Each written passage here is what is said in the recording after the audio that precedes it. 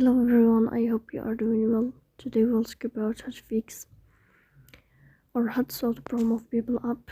If we click on settings, here we click on apps, default apps, app settings.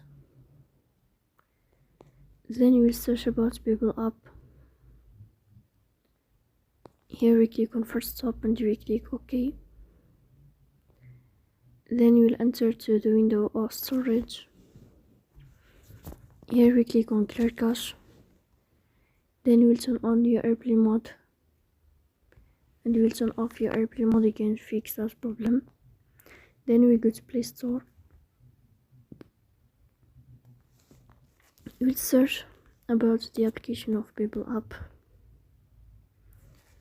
And then you will update your app if you find updates here. So that's all. Don't forget to support us by like and subscribe. See you next time.